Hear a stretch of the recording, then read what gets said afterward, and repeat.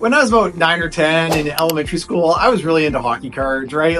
Wayne Gretzky era and Mark Messier. And so I had all my hockey cards, and I would save up my allowance and I'd walk down in Westside to the Red Corner store and I'd buy some O-Pee-Chee hockey cards, right? And you'd talk with your friends. And then every so often, we would go into town and I would go to Zamonix Comics. And that was like the mecca of hockey cards in Kamloops. Bob Zamonix, he just had everything there. And I remember one time I took my Wayne Gretzky card into Zamonix and I traded it in on a whim. And then after the excitement of, trading for some other cards or whatever I got, I just didn't feel great. Like I probably didn't make the best deal when I did that, and it was on a whim. So I'm just going to talk about financial regrets and how to avoid them.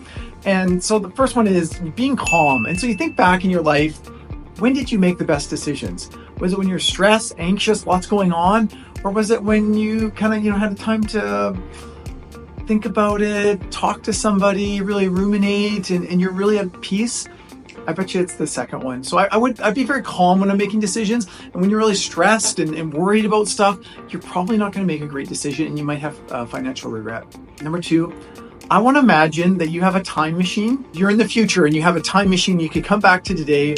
And what would the future person tell you, right? And so let's just talk about the markets, right? Because I'm getting some questions right now about the president and everything like that. And I'm willing to bet the person from the future is going to come back and you go, you know what? Market's higher than it is today. There's going to be some bumps along the way. You'll probably forget them. And you're not going to even know some of the stuff that's going on today. So, just relax. So I'd imagine you do the time machine thing, hey, I'm in the future. Someone from the future is coming back. And it's like that kind of keeps us focused on the future.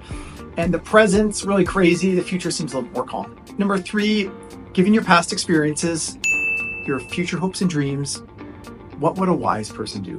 Think about, what would they do? What would they recommend doing? Would they recommend doing some crazy trading strategy or, buying this, really expensive car that you can't afford? What would they say that you do, given all that?